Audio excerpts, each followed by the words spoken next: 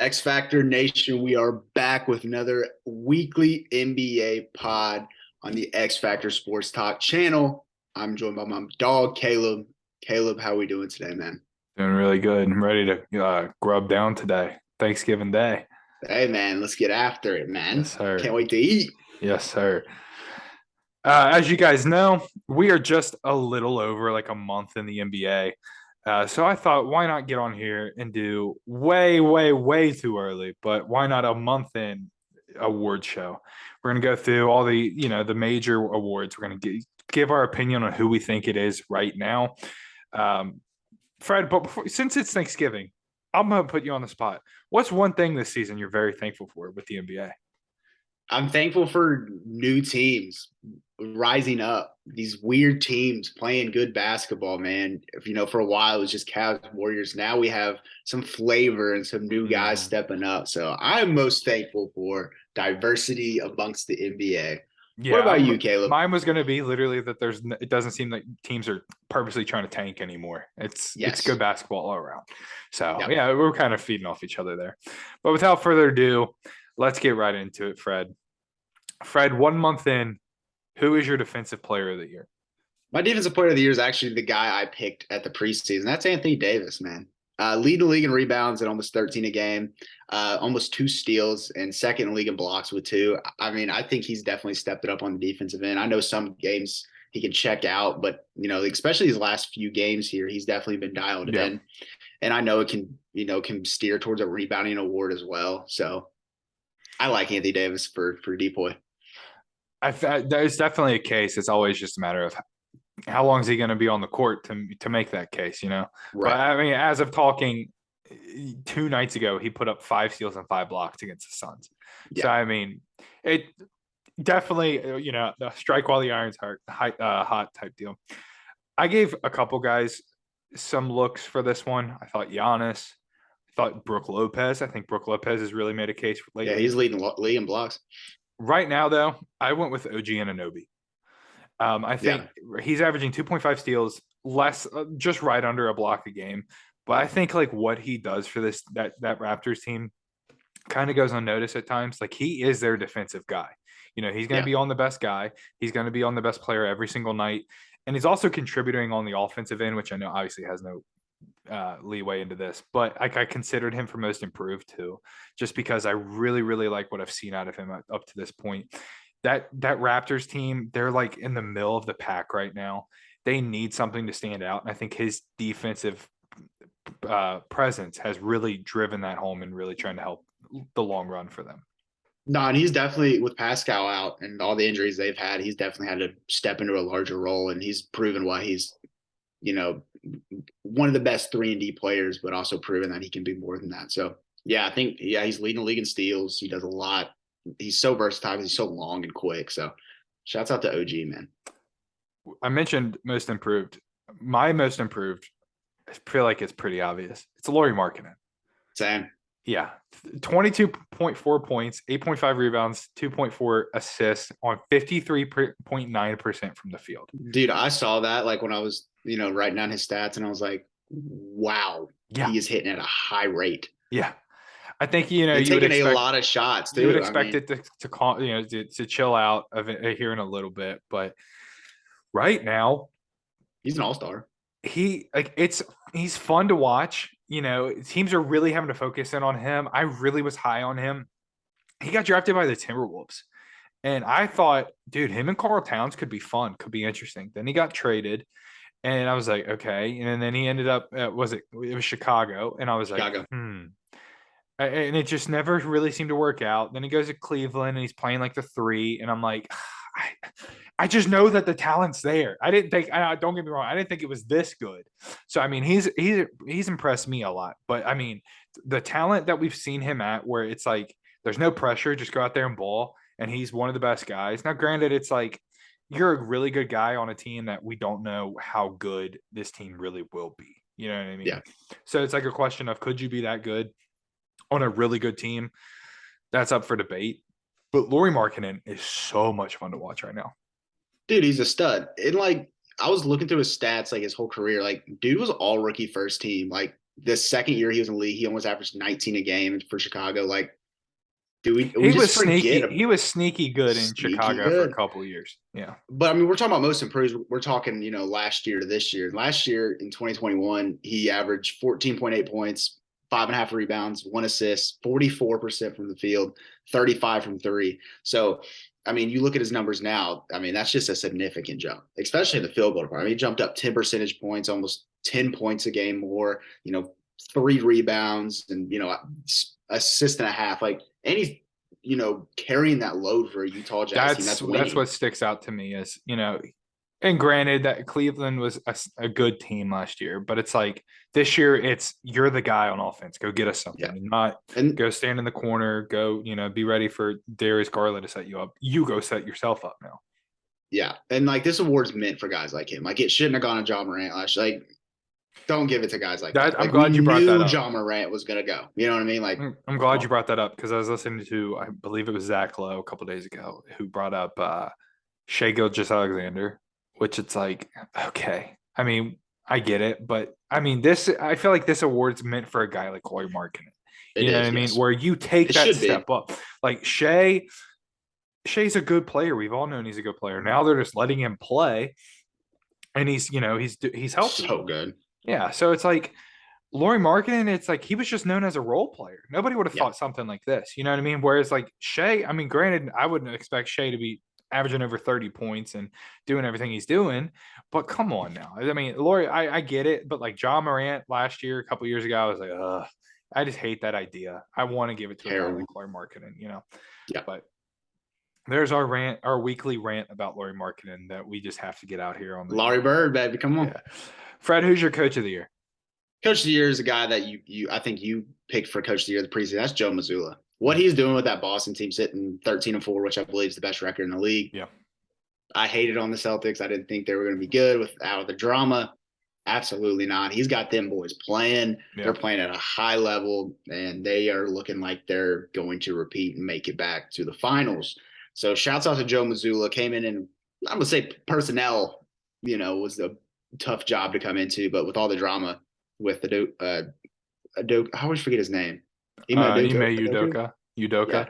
Yeah. So, I mean, what he had to come into, I think is just a hell of a job is what he's doing. So, oh yeah, absolutely. Mazzulla is definitely right now my pick for coach of the year. Yeah, I went with that early on just because I thought I didn't really know much. Heck of a call, man. I didn't know much about the guy, I'll be honest, but I just thought this team is talented. And they're going to be just fine. They're going to be just fine. Yeah. So yeah, that's definitely, I think, a good bet. I went with Will Hardy though of the Utah Jazz, only because I mean, come on now, nobody would have thought that the Utah Jazz would be sitting in the top 3 of the Western Conference, literally from day one. Like they have not slipped out of the top 3. Makes no sense. And like, and you look at their numbers, it's like I was kind of like, okay, they're just playing like it's just hot. They're just hot, whatever. No, like offensively, they're really solid. Defensively, they've gone up and down defensively. But there for a while, they were in the top 10 offense and defense, and that's impressive. It takes a good coach to get a bunch of guys where you were meant to tank. Let's be honest. Yeah, and like you don't have like defensive guys on your team. You know what I mean? Like you look at their like Jordan Clarkson is not known as a defender. Like defensive player is like Jared Vanderbilt. Yeah, like that's it. Honestly, Lauri Markkanen, Lauri Markkanen can, but he's an offensive guy. Like they're all offensive guy. Even Mike Conley throughout his whole career, like yeah, he could guard on ball, but he wasn't known as he's a small guard. So yeah, that's coaching. I think it's between those two. I don't really know anyone else off the top of my head right now that I would give it to, just because I mean Joe Mazzulla, all that controversy, you have to step in late into the offseason, and you're rocking. You guys are the best team in the league. And with Will Hardy, it's you're a top team in the West, and nobody would have expected. You could talk about I thought about Chauncey Billups for a little bit for Portland. I think you could give him a nod. Yeah, absolutely. But just what Joe Mazzulla is doing is insane, in my opinion. Yeah. Fred, not insane, but stuff. Who is your 6th man of the year? I'm going to go with Dallas Mavericks. I'm going to go with Christian Wood.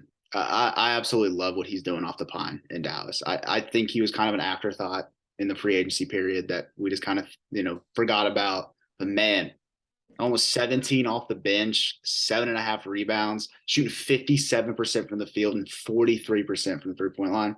Dude's balling and exactly what needs to come off the bench for them to be successful because Luke is carrying the load and it's got to be someone else to answer the call.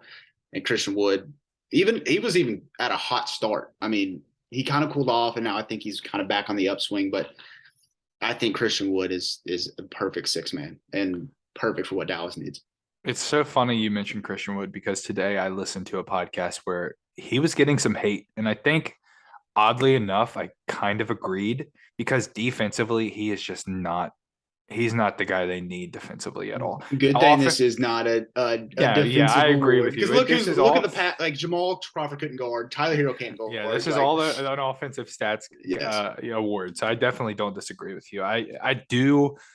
I wish he would shut up sometimes and just be willing to come off the bench. Like he keeps talking about how much he wants to play more and more, which is like, okay, I get it. But dude, come on now. Just buy in and just be that dominant guy off the bench that they need and buy in defensively. But yeah, I mean, Christian Wood's a lot of fun to watch at certain points. There's times where I see him take a couple shots where I'm like, what are we doing, dude? Like that's the shot. But then there's other times where it's like he comes off the bench and it's like, this is what we need. This is what we need. And I go back and forth with him.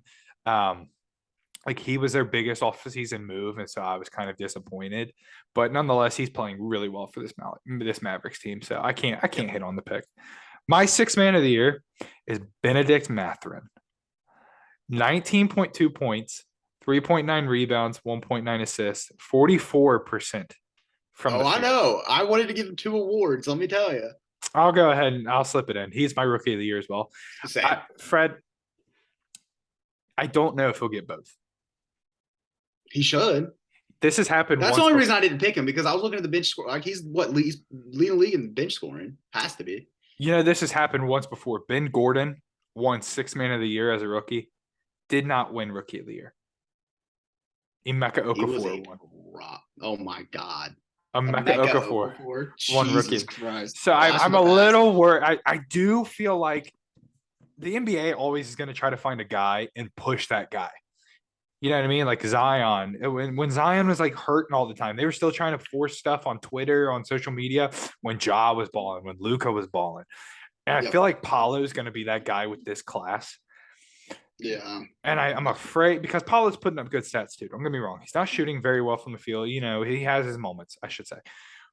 Benedict Mathurin is that guy for me. In this draft class, he is the go-to dude. He comes off the bench. I wish I could, I wish he would get his assist numbers up, but it's just picking, you know what I mean? That's just like picking apart his game at this point. You know what I mean? Because my only hesitancy was I think Buddy Hield's going to get traded and I think he's going to start. I don't know if he'll start. You don't think so? You think they bring him off? I think they really like him off the bench. Well, I think Andrew Nembhard stepped in and played. He's great, but what Halliburton's doing with the ball in his hands and then Chris Duarte when he comes back, I think they'll be fine. Halliburton's talking on 15 assists last. Like, dude, it's just cookies. Yeah, it's the Pacers are fun to watch, man. I wish we could watch him more, but I was looking. I was like, can I put him at six man and rookie? Like. I did it just because I want to give him the love he deserves. I'm just afraid. Your pick too at the beginning of the year, bro. I know. I thought it was going to be a sleeper pick. I didn't think it was going to be like obvious. He's like balling, bro. A month in, and Benedict Mathurin is the he's a fit dude. And you just said all those numbers. 27 minutes a game. Yeah. I mean, he put up like 7 minutes a game. He put up like 15 points in 15 minutes not too long ago. Dude, yeah, he's a point a minute kind of guy. Like it's wild what he's doing. That's these what Arizona kids, man. From what I like, that's what if you remember from the summer when we picked guys, standout summer league guys.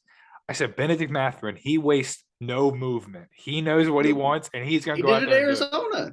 I think Troy graded him bad, like in our draft video, and I was like, dude, I don't know if you've watched Arizona play basketball. That man goes and goes quick. Yeah, just unreal. He's fun to watch. I do think there's a case for Paolo, obviously. Do you see any other rookies trying to make an argument at any point this season? Jaden Ivey, maybe.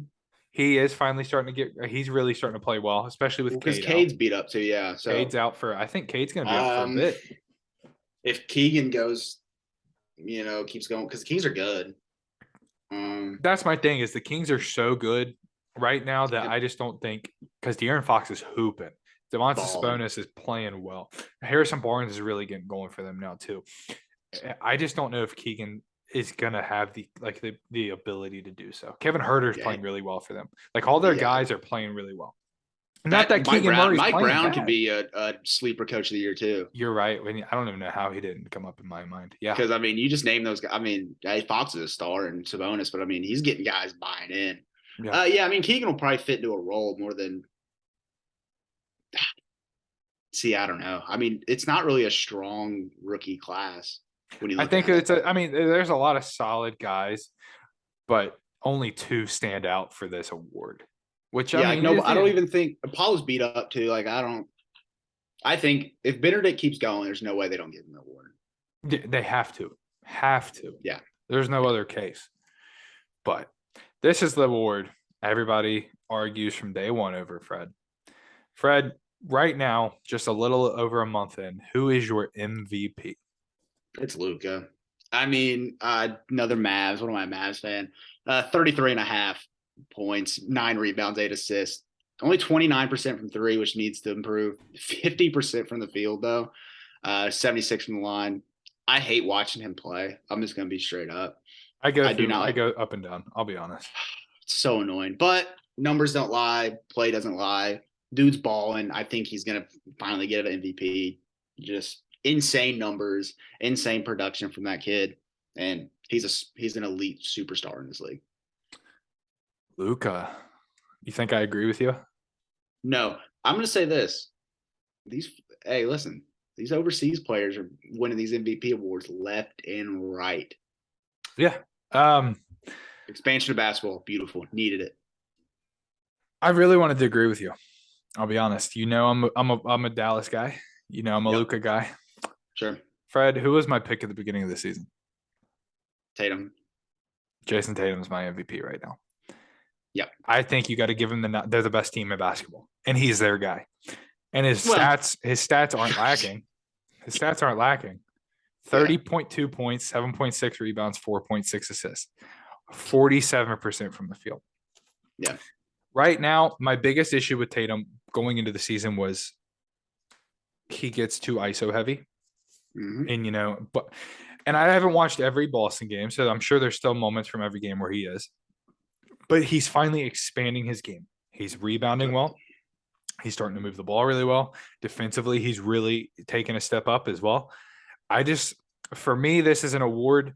Like, if you take him away from the Celtics, they're still solid. But Jaylen Brown could be that kind of guy.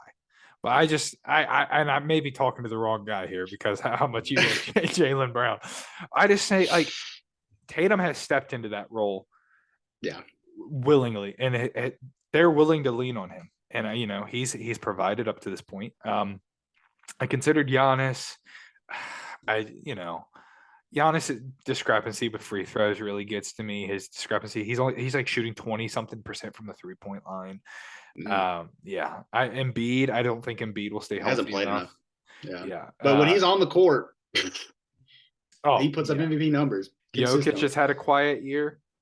I shouldn't say a quiet year, but like he went through like 5 games where it was just kind of like, okay, Other than that, I don't know. I mean, Steph Curry. What about Anthony Davis? I think it's just he's had 3-4 good games. Let's go back to a couple weeks ago when he was. Look at the number. I mean, he's averaging 26 and 13. Well, let's go back to a couple weeks ago when he was disappearing for second halves entirely. Listen, I'm not a day. I'm as hard as on the Lakers on anybody. Yeah, and I just think Davis is due for an injury. Davis is due to sit out. It's about that time. Yeah, it's been a couple weeks. And plus, it's like when him and LeBron, when LeBron comes back, I don't know if we'll see this Anthony Davis. Let's be honest. I think that they have to play differently with LeBron, and I don't know it. I just don't know how much it benefits Anthony Davis. Don't get me wrong; he's still going to put up stats, and that's if Troy was here, Troy would argue that he's still going to. Anthony Davis is very good. He's going to put up stats wherever and however. I just don't think it benefits him to the best of his ability with LeBron. But nonetheless, I think Jason Tatum's that guy. Um, Yep. but Steph I don't Curry, like I was disagree. trying, Steph Curry, like is playing the best basketball of his career, and I'm this close to admitting Steph Curry's the greatest point guard to ever play the game, ever. Um, The so I Warriors mean, might not have a good enough record for him to win MVP. that's why I didn't even consider him. They're not going to have, at least as of right now, their Wait, who's your records. number one point guard? Magic. Yeah, to this day, right now, it's Magic. Steph is right there, and I mean right there. But I this has been a fun year up to this point. Yeah. There's several different guys you can pick for every other than rookie of the year. I feel like there's several different guys you can take for any of these awards, and I feel like this race is really going to pick up for all of them, and I'm here for all of it. Bones Yeah. Highland for sixth man of the year could make a case. Christian Wood, Benedict Mathurin. There was another guy that just slipped my mind, but nonetheless, it's just been a fun year. I'm really excited for this award race to get going and see what happens from here. Yeah, it's gonna completely change. I mean, like you Any said, hot just any open hot up. takes? Hot takes. Jazz finished the top 4 seed in the West. Ooh, I like that. God, I hope so. That'd be so much Dude, fun. that'd be so much fun, dude. I'd go to Utah and watch a game. Oh my god, Yeah. dude, I'd love to go to Utah. It's beautiful. Dude, But nonetheless, ladies and gentlemen, let us know who your award winners are. Let us know down below. When you're sitting around the Thanksgiving dinner table and you're having this debate, throw the X Factor Nation in there and let us know what's going on. But nonetheless, happy Thanksgiving. We wish you guys all the best. Have a great holiday. Stay safe. We will see you tomorrow.